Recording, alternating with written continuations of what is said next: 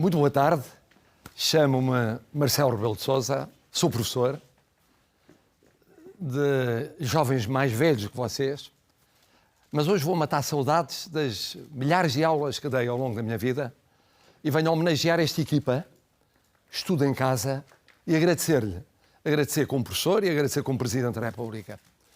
O tema é lições da pandemia. Todos vivemos a pandemia, estamos a viver a pandemia, vamos viver a pandemia durante um tempo, mas primeiro queria abraçar os professores que tanto trabalharam para porem de pé estas aulas. Os pais, os avós, que nunca estudaram tanto na vida, pelo menos nos últimos tempos. Depois vocês, que tiveram semanas e meses completamente diferentes. Mas queria agradecer ao Ministério da Educação, queria agradecer à RTP, queria agradecer à Gulbenkian, queria agradecer a todos os que permitiram este projeto. Foi sensacional e foi um grande serviço ao país. Lições da pandemia. Vocês sabem o que é uma pandemia. Uma pandemia é uma epidemia, isto é, portanto, uma doença contagiosa que está espalhada por um continente ou por vários continentes. Esta, a Covid-19, por todo o mundo. E quais são as 10 lições que eu escolhi desta pandemia? A primeira lição é muito óbvia. A coisa mais importante da vida é precisamente a vida e a saúde. Tudo o resto não é possível ou perde sentido sem vida e saúde. A educação, o trabalho, o divertimento, o desporto, nada disso é possível sem vida e saúde. E temos de agradecer ao nosso Serviço Nacional de Saúde, aos nossos médicos, aos nossos enfermeiros, aos nossos auxiliares, àqueles que fizeram técnicos diagnósticos, exames, todos eles foram excepcionais, são excepcionais. Muitos deles dormiram fora das famílias dias, semanas, meses para não contaminar. É a primeira lição. A segunda lição é a de que se a pandemia é de todo o mundo, deve ser todo o mundo unido a tratar da pandemia, a prevenir, a evitar e depois a responder, a combater. Infelizmente isto não aconteceu. Não aconteceu. Em muitos momentos cada um foi para o seu lado. E quem sofreu mais? As pessoas. E é bom que não venha a acontecer quando chegarem os medicamentos, quando chegarem as vacinas, para não serem só para alguns, serem para todos. Não pode haver cidadãos do mundo de primeira, de segunda, terceira e quarta em medicamentos e vacinas. A terceira lição que nós vivemos-la na Europa. Nós pertencemos à Europa, nós pertencemos à União Europeia. A Europa também andou distraída no início. Houve países que pensaram que escapavam ao vírus, como se o vírus não conhecesse fronteiras. Achavam que era de algumas apenas sociedades, de algumas economias. Mas a Europa percebeu. Tarde, mas percebeu. E apesar de tudo foi menos egoísta do que foi boa parte do mundo. A quarta lição é a seguinte. Nesta epidemia, o vírus pegava-se com muita facilidade. A gente de todas as idades. E, portanto, muitos de nós ficámos em casa durante semanas ou meses. Mas só pudemos ficar em casa semanas ou meses porque houve quem fosse trabalhar. Houve quem fosse trabalhar para não parar a economia. Houve quem fosse tratar da água, da eletricidade, do gás, do esgoto, do lixo, da segurança, dos transportes, das comunicações, dos telefones, dos correios, das mercadorias. E nunca é demais agradecermos, porque eles aguentaram, trabalhando com risco, aquilo que permitiu que nós ficássemos em casa. A quinta lição é uma lição que merece mais umas palavrinhas. O vírus atacou toda a gente, ataca toda a gente. Mas ataca sobretudo quem? Os mais idosos, como eu, que tenho 71 anos, verdadeiramente 71 anos e meio. Os mais doentes do coração, dos pulmões, de cancros, de doenças mais graves. E a nossa obrigação, e a vossa obrigação, vocês são mais novos, não pensarem que são eternos e não pensarem que não devem seguir as regras de saúde.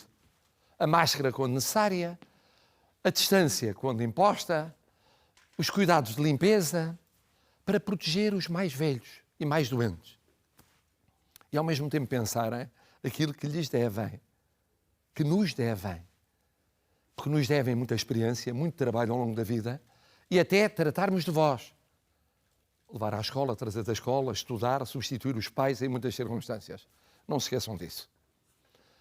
Uma outra lição desta epidemia é que o vírus ataca todos, mas ataca sobretudo os mais pobres, os mais fracos, os mais carenciados. Esses têm menos capacidade de resposta, porque não têm teto, são sem abrigo, porque têm casas sem condições, porque vivem a camaratas, porque não têm água, porque não têm eletricidade, porque as condições de saúde não são as mesmas que muitos de vocês têm. Ora, nós temos que mudar um bocadinho o país. Porque se é verdade que temos 1 de quase 3 portugueses que está em grupo de risco, o tal grupo dos mais idosos ou mais doentes, temos 1 de cada 5 residentes em Portugal, portugueses e estrangeiros, que vive abaixo do nível de pobreza. Ou seja, que tem menos capacidade para resistir ao vírus.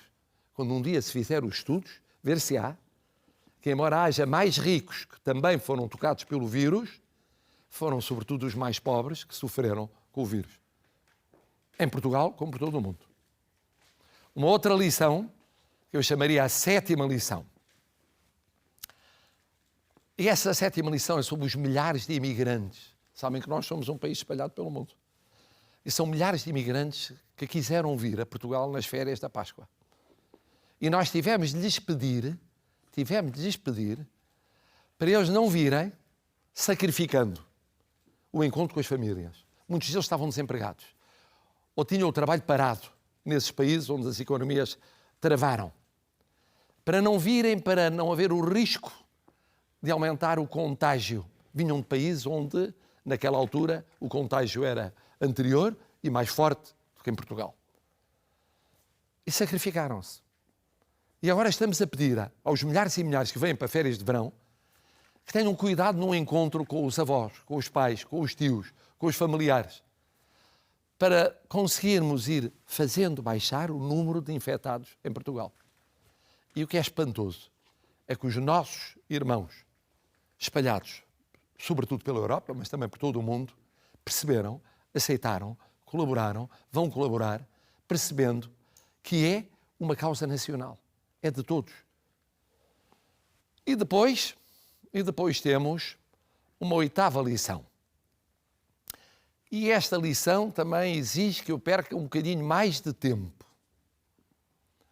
Vocês passaram semanas ou meses, como eu passei, em larga medida, fechados em casa, com os vossos irmãos, se for o caso de terem irmãos, com os vossos pais, com os vossos avós, se isso é que aconteceu, e estiveram distantes dos outros familiares, distantes dos vossos amigos, dos vossos colegas de escola. Muito tempo. Nunca tinham estado tanto tempo, nem em férias grandes, longe desses familiares, amigos e colegas. Isso às vezes foi um cansaço. As pessoas cansam-se. Foi mesmo uma irritação. E de vez em quando uma guerra. Mas agora olhem para o aspecto positivo.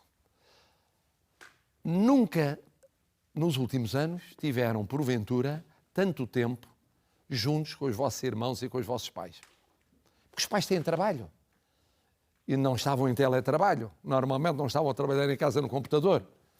Os irmãos estavam noutros anos, de outras escolas ou da mesma escola. Encontravam-se de vez em quando ali, foi de manhã, à tarde, à noite. Juntos. Isso é uma sensação única. Única porque mesmo quando não corre bem, quando se irritam, quando são cansados, quando estão fartos, a família é a família. E puderam estar com aqueles que são os mais queridos, os mais próximos de vós, mais tempo, para se conhecerem melhor. Acabaram por descobrir qualquer coisa na mãe diferente ou qualquer coisa no pai ou no irmão. Isso é inesquecível. Porque é do melhor que nós temos na vida. É realmente o podermos conhecer bem os que significam mais para nós e para a nossa vida. E depois temos uma nona lição. E esta ainda precisa de mais tempo. Mudou muita coisa na vossa vida. Vocês não notaram, são novos. É a primeira vez que têm uma experiência destas. Eu já vivi algumas epidemias, nada comparável com isto. A gripe das aves, a gripe A, foram, apesar de tudo, mesmo quando muito intensas, foram curtas. Esta foi longa, dura. Olhem agora para a China, em que aparecem casos que muitos consideram podem vir a ser uma segunda vaga ou não. Quer dizer, pode haver uma segunda vaga, não se sabe quando nem como. E nós ainda estamos a viver o fim da primeira vaga. O que é que mudou na vida? Olha, nunca se estudou tanto através da internet e com o apoio da televisão. Com o apoio da RTP. Nunca se tinha feito esta experiência. Há muitos anos, e quando se fazia não era assim, tão concentrada. Nunca se trabalhou tanto de casa com computadores. Nunca se falou tanto com amigos, colegas de escola, parentes, colegas de clube, de grupos, de toda a natureza, através da internet, como se falou nos últimos meses. Depois, não sei se aconteceu com vocês, mas aconteceu comigo. Eu descobri o valor das pequeninas coisas.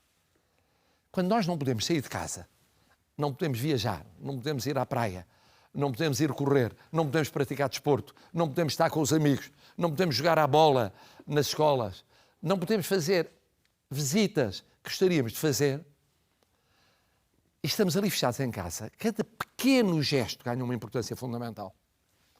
Cada pequeno encontro ou conversa com um amigo, que normalmente está junto de vocês, junto de nós, mas ali está longe. Ou com alguém que está mais distante, ainda mais distante. Isso ganha uma importância. E demos importância às pequenas coisas. Normalmente não damos. Damos às grandes coisas. As pequenas coisas vivem-se. São pequenas. Nada é pequeno na vida. Depende daquilo que é a nossa vida. Se estamos fechados, o que parece, noutras ocasiões pequeno, passa a ser enorme. Enorme. Eu, de tanto passear no Palácio de Belém, passei a conhecer todos os cantos do Palácio de Belém. Todos. Passei quilómetros no Palácio de Belém, enquanto estive confinado. Por exemplo, nas férias da Páscoa, que não foram férias.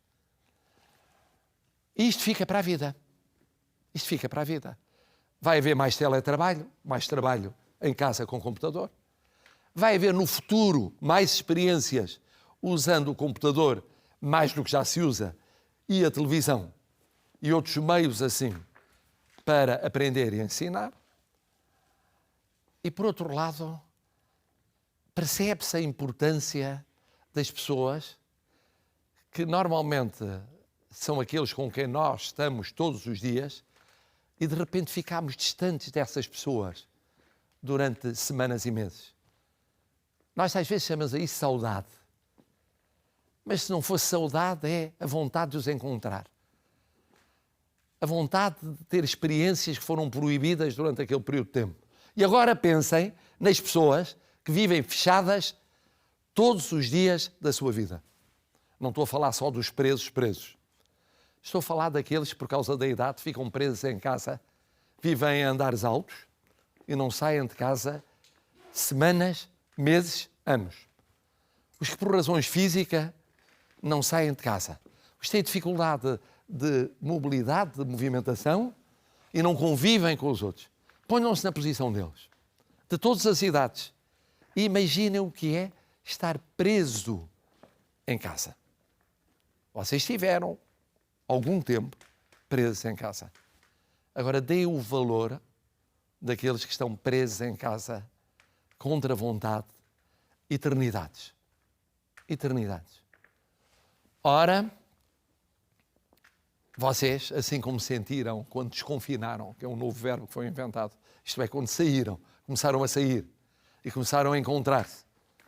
E devem encontrar-se com algum bom senso para ajudar a que, de repente, não haja o agravamento dos números dos contagiados e não se chegue ao risco de contagiar quem não tem a vossa resistência e, portanto, mais rapidamente pode ter problemas de saúde. Pois, ao fazerem essa experiência, vocês perceberam que muito da vossa vida, de facto, mudou. E mudou para sempre. Mudou para sempre. Só notarão isso daqui a uns tempos, quando se olharem para trás e disserem: eu tinha 12 anos, 13 anos, 14 anos, olha, não pude ir aos treinos, não pude ir aos jogos, não pude ir às aulas e estar com os meus amigos, não pude ir à praia, a partir de certa altura o tempo já estava bom, não pude ir à praia, não pude nadar, não pude correr, não pude ir a programas que gostava de fazer, culturais também. Não pude ir ao cinema, ou não pude ir ao teatro, ou não pude ir ver espetáculos os mais variados. Não pude. E depois, de repente, quando pude, sabem que no outro dia eu fui a um concerto. Foi o primeiro concerto que houve depois do período de quarentena ou de confinamento. E de repente, quando entra no palco aquela banda que ia tocar, e mais os dois artistas que iam cantar, há um aplauso louco, que não era um aplauso aos artistas, era um aplauso à liberdade. Era um aplauso às pessoas dizerem: até que enfim, vamos fazer uma coisa que era normal, que era natural, e deixou de ser normal e natural. Agora chama-se o novo normal. Não é novo normal, é uma realidade diferente em que nós estamos a recomeçar a aprender. Eu, como sabem, nadava perto da minha casa, não digo todos os dias, mas muitas vezes. Na semana, 2, 3 vezes por semana. E a minha casa fica perto da praia, e, portanto, eu ia a correr, nadava, vestia-me e ia trabalhar. Eu vinha de trabalho e aproveitava muitas vezes a hora do almoço para isso, quer quando era professor, quer agora Presidente da República. E durante aquele período em que não era possível ir à praia, eu passeava à noite, já era possível passear, as pessoas da minha idade podiam fazer um passeio higiênico. E o passeio higiênico, eu não tinha animais, não tinha propriamente cães e gatos a viverem comigo, e portanto fazia um passeio higiênico sozinho. E evitava passar pela praia. Passava do outro lado da rua e não olhava para a praia, porque me custava olhar para a praia e dizer: eu não sei quanto tempo não poderei nadar. É uma semana, são 2 semanas, são 3 semanas, são 4 semanas, é 1 mês e meio, é mais do que isso? Quanto tempo, como é? E que depois, quando pude ainda não nadar, mas se aproximava o momento da abertura da praia, eu atravessei a rua e passei a ir pelo passeio ao lado da praia. E a andar no paradão sobre a praia. Mas não punha o pé na praia. O Presidente da República tem que dar o exemplo, não é? Portanto, não podia estar a pôr o pé na praia. E no primeiro dia em que pude nadar, soube-me como se fosse um dos primeiros banhos da minha vida.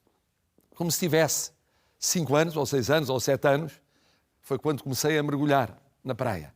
Que me lembre. É tudo assim.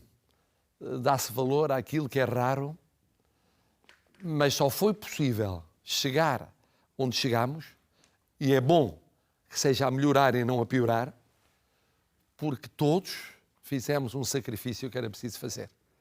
Percebemos que era preciso fazer o sacrifício. Não era preciso andar uma pessoa atrás de todos nós a multar, a proibir, a aconselhar.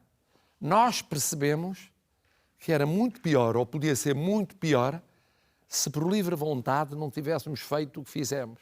Custou. Então, na vossa idade, custou imenso. Porque na vossa idade, acha-se que se é eterno. É. Eu, quando tinha 12, 13, 14 anos, achava que ia viver eternamente. Não morria nunca. Ou morria tão tarde, que nem valia a pena pegar nisso. Pensar nisso. E depois descobre-se que, apesar de tudo, há crianças e jovens que morrem. Mas descobre-se outra coisa mais importante. É que somos todos solidários. Mesmo que não sejam crianças e jovens, somos todos iguais a partilhar aquilo que é de todos. E por isso o esforço teve de ser de todos. E agora, o que apetece, eu digo-vos o que é que me apetece, é chegar ao fim a proibição de abraçar e beijar as pessoas. eu tenho a fama de beijoqueiro. Mas é verdade, sou beijoqueiro. A culpa é dos meus pais. Os meus pais realmente educaram-me assim. Era uma família muito pequena. A minha mãe era órfã de pai e mãe. O meu pai era órfão de pai. E, portanto, a família ficou reduzida a muito pouco. E formámos uma espécie de núcleo duro. E nesse núcleo duro compensávamos o não haver família ampla próxima. Havia pouca. Havia em Celúrico de Basto, Cabeceiras de Basto, e muito pouca na zona da Covilhã. Como? Dando carinho uns aos outros.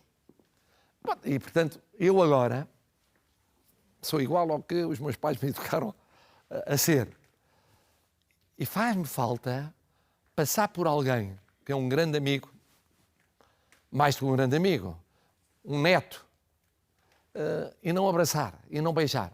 E no outro dia aconteceu uma cena incrível, que ainda bem que não foi apanhada pela televisão, senão era o fim do mundo. O meu filho, que vive no Brasil, veio cá, foi uma complicação, porque ele vive confinado no Brasil, em São Paulo. E conseguiu vir, fez não sei quantos testes lá e cá e tal. E quando nos despedimos, depois de estar cá quase 15 dias, em que estivemos várias vezes juntos, mas nunca nos abraçámos e beijámos, ele não resistiu, abraçou-me e beijou-me. E eu, de repente, foi assim, no meio da rua, porque ele ia apanhar o avião, e já estava atrasado, como de costume, e o que acontece é, de repente, eu caí em mim e disse, mas eu estou a fazer uma coisa que não posso fazer. Aconteceu. E vamos à última lição. Vocês estão a acabar o ano letivo. Eu sei o que é acabar o ano letivo. O meu ano letivo acabava também por esta altura, um pouquinho mais cedo. Nesta altura eram exames. E ao acabar o ano letivo, este terceiro período que foi o mundo de pernas para o ar, em que os professores foram espetaculares, fizeram das tripas de coração, espetacular. Vocês foram espetaculares. Os pais foram espetaculares.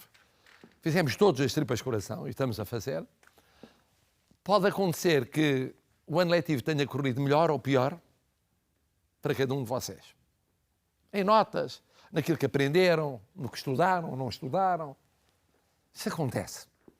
Se correu muito bem, então parabéns, foi ótimo. Mas se correu menos bem, vamos imaginar que correu menos bem. Não fiquem desolados, não fiquem desanimados. Porque não é o fim do mundo. Não aprenderam exatamente tudo o que queriam. Não conviveram com os colegas como queriam. Não é a mesma coisa, apesar de tudo, ter assim, com esta competência, esta equipa fabulosa, a professora Teresa Santim, como ouvi há bocadinho, e as várias professoras, os intérpretes de língua gestual, bom, o que fizeram. Mas pensem no seguinte, vocês tiveram a mais importante aula da vossa vida. Estas aulas foram todas importantes, de todas as matérias, mas a grande aula da vossa vida foi terem vivido o que viveram. Olha, eu nunca tinha vivido outras coisas, nunca tinha vivido isto. E sou velhinho. Vocês, novinhos, nunca tinham vivido e espero que não venham a viver. Que é, de repente, haver uma pandemia que para o mundo. Mas para a América, para a China, para a Rússia, para a Europa. Para. Reintroduz as fronteiras, param as pessoas, param as mercadorias, muitas delas. Para tudo. Sem saber por quanto tempo. E vocês tiveram esta experiência única no estudo, na convivência com os parentes, com os familiares, a começar desde logo com os pais e os avós e com os irmãos. Tiveram esta experiência que não vão esquecer nunca mais na vossa vida. Nunca mais. Vão passar os anos, vão passar as décadas e vocês vão viver, obviamente, muito mais do que eu vou viver. Vão viver, sei lá, 100 anos, 100 e tal anos, não se sabe quanto tempo. Sabendo que não são eternos, mas vão viver, ou podem vir a viver, e lembrem-se desta experiência. Porque foi importante estudarem como estudaram, mas não há aula de português, de química, de física, de inglês, de nada que valha a aula que tiveram de vida. E depois contem-na. Um dia mais tarde, contem aos vossos filhos. Contem aos vossos netos. Digam, olha, aconteceu-me aquilo, de repente, caiu em cima de todo o mundo. E a mim caiu-me, com uma idade em que eu tinha tanta coisa para fazer. Não foi dramático porque eu tinha à minha frente 80, 90 anos. Foi pior para aqueles que tinham 5 ou 10 ou 15 ou 20 ou 30. Mas olha, calhou-me. E tivemos de nos adaptar àquilo. E tivemos, olha, nem imaginam, para ir a sítios de pôr máscaras, de guardar distância, de esperar em filas infindáveis, para comer um gelado, para ir a uma farmácia, num espetáculo estar separados em filas e separados em lugares. Isto durou e nós não sabíamos quando é que ia acabar, francamente, porque quando parecia que estava a melhorar num sítio, piorava noutro sítio, num continente melhorava, noutro continente piorava, num país melhorava, noutro país piorava. Contem essa história, porque a escola também é isso. A escola é feita de sabermos matérias muito importantes para a nossa vida no futuro, para podermos escolher a vida que queremos. E vamos mudar de vida várias vezes ao longo dela. Mas é feita destas lições pequenas, destas lições do dia-a-dia, daquelas experiências únicas. E esta é única. Ter uma nota melhor ou pior não é único. Acontece-nos a todos. Todos tivemos notas muito boas, assim, sofríveis, más e muito más. Não há ninguém que não tenha tido. Todos tivemos momentos felizes e infelizes. Ganhámos um jogo, perdemos um jogo. Zangámos com um amigo, ganhámos um amigo. Recuperámos um amigo. Mesmo com os pais, que são verdadeiramente os únicos na vida que nos amam desinteressadamente, que gostam de nós gratuitamente, mesmo com eles, temos zangas. Fartamos, eles fartam-se ou não. Com os irmãos, então não se fala. Pois tenham a seguinte ideia, que importante é realmente reter as experiências únicas. Estão a viver uma experiência única. Ainda estamos a viver uma experiência única. Com a esperança de que o pior já passou.